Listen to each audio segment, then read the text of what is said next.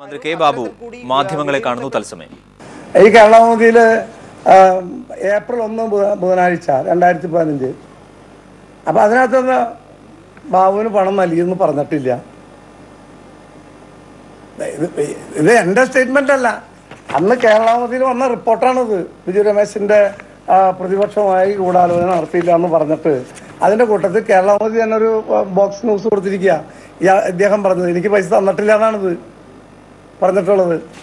അപ്പോൾ 164 സ്റ്റേറ്റ്മെൻറ്റിൽ എൻ്റെ പേര് പറഞ്ഞില്ല.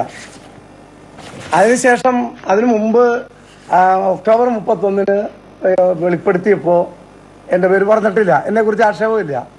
164 സ്റ്റേറ്റ്മെൻറ്റ് കൊടുത്തപ്പോൾ എൻ്റെ പേര് പറഞ്ഞിട്ടില്ല എന്നുള്ള കാര്യം പറഞ്ഞ് ഞാൻ ഇവിടെ ഏറ്റവും ഒടുവിൽ മാർച്ച് 31 2015 മാർച്ച് 31 താഴെ PRD ചേംബറിൽ ഒരു പത്രസമ്മേളനം നടത്തി. ആ പത്രസമ്മേളനത്തിൽ എനിക്ക് പണം തന്നിട്ടില്ല എന്ന് ഇയാൾ പറഞ്ഞതായിട്ട് ഞാൻ ഈ രേഖകൾ തന്നെ കാണിച്ചുകൊണ്ട് നിങ്ങളോട് സംസാരിച്ചു. അതിനുശേഷമാണ് ഇയാൾ 50 ലക്ഷം രൂപ എൻ്റെ ഓഫീസിൽ കൊണ്ടു തന്നു എന്ന് പറഞ്ഞൊരു ആക്ഷേപം പറഞ്ഞത്. ആ ആക്ഷേപത്തിൻ്റെ അടിസ്ഥാനത്തിൽ ആണ് ക്വിക്ക് വെരിഫിക്കേഷൻ നടന്നത്. ആ ക്വിക്ക് വെരിഫിക്കേഷൻ നടന്നു കഴിഞ്ഞപ്പോൾ ഒരു 10-75 പേരെങ്കിലും വിളിച്ച് മൊഴി എടുത്തിട്ടുണ്ട്. അപ്പോൾ അതിനകത്ത് ആ മൊഴിയുടെ പകർപ്പ് നിങ്ങൾ ചോദിച്ചാലും കിട്ടുമായിരിക്കും. അത് കഴിഞ്ഞ് ഒരു തെളിവും ഇയാൾ കൊടുത്തിട്ടില്ല. അത് ക്ലോസ് ചെയ്തു. എൻ്റെ പേരിൽ ഇപ്പോൾ ഒരു കേസില്ല, എൻ്റെ പേരിൽ ഒരു ക്വിക്ക് വെരിഫിക്കേഷൻ നടന്നു, അത് ക്ലോസ് ചെയ്യുകയും ചെയ്തു. അതിനുശേഷം 6 മാസമായി. ഈ 6 മാസത്തിൻ്റെ ഇടയിലും ആക്ഷേപം പറഞ്ഞിട്ടില്ല. ഇപ്പോൾ അടുത്ത കാലത്തുണ്ടായ സംഭവം കഴിഞ്ഞ 3 മാസത്തോളമായിട്ട് എറണാകുളത്തുള്ള എൻ്റെ ഒരു സുഹൃത്ത് വഴി ഇയാൾ നിരന്തരമായിട്ട് എന്നെ ബന്ധപ്പെടുന്നുണ്ടായിരുന്നു. ഏറ്റവും ഒടുവിലാണ് ഈ മാനസാറിൻ്റെ കേസ് വന്ന ദിവസം 7 മണിക്കുള്ളിൽ അയാൾക്ക് മറുപടി കിട്ടണം. മറുപടി പറഞ്ഞു ഇയാൾ അനാവശ്യമായി ഉന്നയിച്ച ആക്ഷേപത്തിന് പരിഹാരം ഉണ്ടാവണം. അല്ലാത്തടത്തോളം കാലം കേസിൻ്റെ കാര്യത്തിൽ യാതൊരു കോംപ്രമൈസിനും ഞാൻ ഒരുക്കമല്ല എന്നാണ് പറഞ്ഞിട്ടുള്ളത്. അപ്പോഴും പറഞ്ഞത് ഇപ്പോഴും പറഞ്ഞത് അത് തന്നെയാണ്. അപ്പോൾ ഇയാൾക്കൊരു ഭയപ്പാടുണ്ട്. ഈ പറഞ്ഞ ആളോട് പറഞ്ഞത് അയാൾക്ക് തെളിവൊന്നും കൊടുക്കാൻ പറ്റില്ല, അയാൾക്ക് ബുദ്ധിമുട്ടുണ്ടാവും, അതുകൊണ്ട് തീർക്കണം. പിന്നെ അയാൾ പറഞ്ഞെന്താ, ഞാൻ അയാളുടെ ഹോട്ടലുകളിൽ റെയ്ഡ് നടത്തി.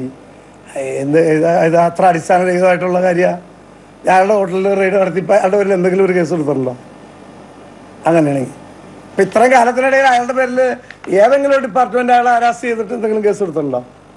ഇല്ലല്ലോ. അപ്പോൾ ഇയാൾക്ക് കോടതിയിൽ മൊഴി കൊടുക്കാൻ മറ്റേ 164 സ്റ്റേറ്റ്മെൻറ്റിൽ മൊഴി കൊടുക്കാൻ പറ്റില്ല. എനിക്കെതിരായിട്ടൊന്നും പറഞ്ഞില്ല. ആദ്യം വെളിപ്പെടുത്തിയപ്പോൾ പറഞ്ഞിട്ടില്ല. നിരന്തരമായി എല്ലാ ദിവസവും ഇൻ്റർവ്യൂ കൊടുത്തിട്ടും എന്നെക്കുറിച്ചൊന്നും പറഞ്ഞിട്ടില്ല. അവസാനം ഞാൻ പത്രസമ്മേളനം അതിൻ്റെ പശ്ചാത്തലം ഞാൻ ഇതിനു മുമ്പ് പറഞ്ഞിട്ടുണ്ട്. ഡിസംബർ 15 ഒരു ഗൂഢാലോചന നടന്നു. ആ ഗൂഢാലോചനയിൽ തിരുവനന്തപുരത്ത് ഒരു CPM MLA വീട്ടിൽ വെച്ചാണ് നടന്നത്. പേരൊന്നും ഞാൻ വെളിപ്പെടുത്തുന്നില്ല, നിയമസഭയിലും പറഞ്ഞിട്ടുള്ളൊരു കാര്യമാണ്. അന്ന് ഇയാൾ പറഞ്ഞ് ഗവൺമെൻറ് വലിച്ച് താഴെ ഇടണമെന്നാണ് പറഞ്ഞത്, അവരോട് ആവശ്യപ്പെട്ടത്. അപ്പോൾ അവർ പറഞ്ഞു കൂടുതൽ ആളുകളുടെ പേരിൽ ആരോപണം ഉന്നയിച്ചിട്ട് വരാൻ പറഞ്ഞു. അതാണ് അത് ഇയാൾ ഹോട്ടൽ അസോസിയേഷൻകാരുടെ യോഗത്തിൽ സംസാരിക്കുന്നതിൻ്റെ കാസറ്റ് ഞാനിവിടെ റിലീസ് ചെയ്തിട്ടുള്ളതാണ്. ഇവിടെ പത്രസമ്മേളനം നടത്തിയ ആ പത്രസമ്മേളനത്തിൽ ഞാൻ എൻ്റെ കാസറ്റ് റിലീസ് ചെയ്തിട്ടുള്ളതാണ്. അപ്പം ഇങ്ങനെ പിന്നെ അന്ന് പറഞ്ഞതിനേക്കാൾ വിട്ടിട്ട് ഇന്നൊന്നും പറഞ്ഞിട്ടില്ല. എന്താ പ്രത്യേകിച്ച് പറഞ്ഞിട്ടുള്ളത്? അല്ലെങ്കിൽ ഇയാൾക്ക് എന്തെങ്കിലും തെളിവുണ്ടെങ്കിൽ വരട്ടെ, പിന്നെ കോടതിയിൽ വരട്ടെ, അപ്പം നോക്കാം. ഞാൻ പറഞ്ഞത് ഇവിടെ പല മാർഗങ്ങൾ എല്ലാ ദിവസവും മാധ്യമങ്ങളോട് സംസാരിച്ചുകൊണ്ടിരുന്നാൽ മതിയല്ലോ. ആരോപണം ഉന്നയിക്കുന്ന ആളുകൾ ആരോപണത്തിന് ഇപ്പോൾ പോലീസ് വിജിലൻസ് അന്വേഷണം നടത്തിയപ്പോൾ ഇയാളുടെ സ്റ്റേറ്റ്മെൻറ്റ് ഇയാൾ പറഞ്ഞൊന്നും രേഖപ്പെടുത്തിയില്ല എന്നുള്ള പറഞ്ഞത്. അങ്ങനെ ഇയാൾക്ക് വേറെ നിയമമാർഗങ്ങൾ സ്വീകരിക്കാമല്ലോ. സ്വീകരിച്ചിട്ടില്ലല്ലോ. അതെന്തുകൊണ്ടാണ്? തെളിവുണ്ടെങ്കിൽ നിങ്ങൾ പത്രക്കാരോട് മുമ്പിൽ പറയാമല്ലോ. അല്ല, നിങ്ങൾ മാധ്യമങ്ങൾ ദയവായിട്ട് എല്ലാ ദിവസവും ഇയാളെ വിളിച്ചിരുത്തിയിട്ട് കെ ബാബു കുരിക്കിൽ എന്ന് പറഞ്ഞ് കൊടുക്കുന്നത് അങ്ങേയറ്റം നിർഭാഗ്യകരമാണ്. കാരണം ഞാൻ പറയുന്നത് ഇയാൾക്ക് എത്രയോ അവസരങ്ങളുണ്ടായി എനിക്കെതിരായിട്ട് തെളിവുണ്ടെങ്കിൽ അത് കൊടുക്കാമല്ലോ. ആരെങ്കിലും തടസ്സപ്പെടുത്തുന്നുണ്ടോ? ഇയാൾക്ക് സ്വതന്ത്രമായി മൊഴി രേഖപ്പെടുത്താൻ വേണ്ടി ഇയാളുടെ ആവശ്യപ്രകാരമാണ് 164 സ്റ്റേറ്റ്മെൻറ്റ് എടുത്തത് മജിസ്ട്രേറ്റിൻ്റെ മുമ്പിൽ. ആ മജിസ്ട്രേറ്റിൻ്റെ മുമ്പിൽ മജിസ്ട്രേറ്റിന് എഴുതിയെടുത്തില്ല എന്ന് പറയാൻ പറ്റുമോ ഇയാൾ പറഞ്ഞത്? അല്ലെങ്കിൽ മജിസ്ട്രേറ്റിൻ്റെ മുമ്പിൽ പറയാൻ പേടിച്ചു എന്ന് പറയാൻ പറ്റുമോ? അത് അതിനകത്ത് എൻ്റെ പേരിലുള്ള ക്വിക്ക് വെരിഫിക്കേഷൻ നടത്തി, അന്വേഷണം നടത്തി. ഒരു തെളിവും കിട്ടിയില്ല. ഇനി ഞാൻ തെളിവും കൂടി ഹാജരാക്കാൻ പറ്റുമോ എനിക്കെതിരായിട്ടുള്ള കേസിൽ? പറഞ്ഞത് പിന്നെ ഇയാൾ ആദ്യം പറഞ്ഞത് 50 ലക്ഷം രൂപ കൊണ്ട് തന്നതാ. ആദ്യം പറഞ്ഞത് ഇതിനു മുമ്പ് 6 മാസം മുമ്പ്. ഇപ്പൊ പറഞ്ഞത് 2 പ്രാവശ്യം വന്നു എന്നാ. ഇതൊക്കെ ഇങ്ങനെ മാറ്റി മാറ്റി എല്ലാ ദിവസവും പറഞ്ഞുകൊണ്ടിരിക്കും.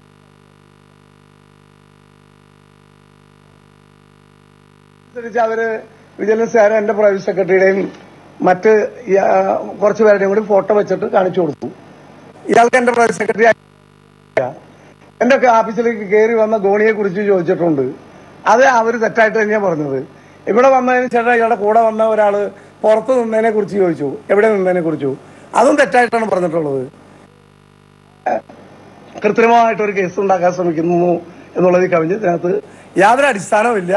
ഞാനിപ്പോഴും പറയാണ്, അയാൾക്ക് തെളിവുണ്ടെങ്കിൽ ഇതിനുള്ള നിയമ നടപടി സ്വീകരിക്കാമല്ലോ. അതിനാരെങ്കിലും തടസ്സപ്പെടുത്തുന്നുണ്ടോ?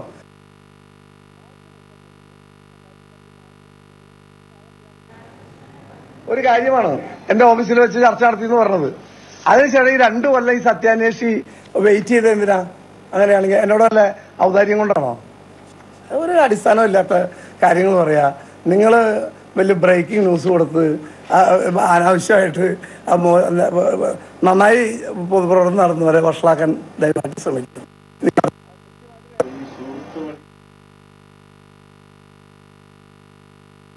മറ്റേ കൃഷ്ണദാസിന്റെ അടുത്തുള്ള ബന്ധപ്പെട്ട നിങ്ങൾ ചോദിച്ചാൽ മതി, പറയും. എന്നോട് സംസാരിച്ചത് കൃഷ്ണദാസാണ്. അതെ, എന്നോട് സംസാരിച്ചിട്ടുണ്ട്. ഞാൻ പറഞ്ഞ ഒരു കാരണവശാലും ഇതിനു മുമ്പ് തൃശ്ശൂർ ലുലു അതിൽ വെച്ചൊരു വിവാഹ സമയത്ത് ഗോകുലം ഗോപാലൻ എന്നോട് സംസാരിച്ചു. ഇനി അതൊന്ന് ഞാൻ പറഞ്ഞു എനിക്ക് തീർക്കേണ്ട ഒരു കാര്യമില്ല. കാരണം എനിക്ക് വരാവുന്ന മാനനഷ്ടം മുഴുവൻ ഉണ്ടായില്ലേ. ഇനി ഞാനെന്തിനാ കോംപ്രമൈസ് ചെയ്യണേ? എൻ്റെ നിലപാട് ഇപ്പോഴും അത് തന്നെയാണ്. ഞാൻ പറയുന്നത് ഒരാള് ഇങ്ങനെ നിരന്തരമായിട്ട് നുണ പറഞ്ഞുകൊണ്ടിരിക്കുക, ആവർത്തിച്ച് നുണ പറയുമ്പോൾ അത് സത്യമാവണമെന്നുണ്ടോ? ഇതിനുള്ള വ്യവസ്ഥാപിതമായ മാർഗങ്ങളില്ലേ? ആ വ്യവസ്ഥാപിതമായ മാർഗങ്ങൾ അവലംബിക്കുന്നതിനെന്താ കുഴപ്പം? എല്ലാ ദിവസവും ടി വിയിൽ ഇരുന്ന് പറയുന്ന ആൾക്ക് കോടതി പോയി ഇപ്പൊ പോലീസ് ഇതിനു മുമ്പത്തെ കാര്യം ഞാൻ പറഞ്ഞു, വിജിലൻസ് അയാളുടെ മൊഴി രേഖപ്പെടുത്തിയില്ല എന്ന് പറഞ്ഞ് അയാൾ 164 സ്റ്റേറ്റ്മെന്റ് കൊടുത്തു. അതിനുശേഷം രണ്ടാമത് അയാൾക്കപ്പം അറിയാമല്ലോ ഈ മാർഗം അവലംബിക്കാൻ. അയാളൊന്നും ചെയ്യാത്തത്. കെ ബാബു കൊച്ചിയിൽ മാധ്യമങ്ങളെ കാണുകയായിരുന്നു. തത്സമയ ശബ്ദ സംപ്രേഷണമാണ് കണ്ടത്.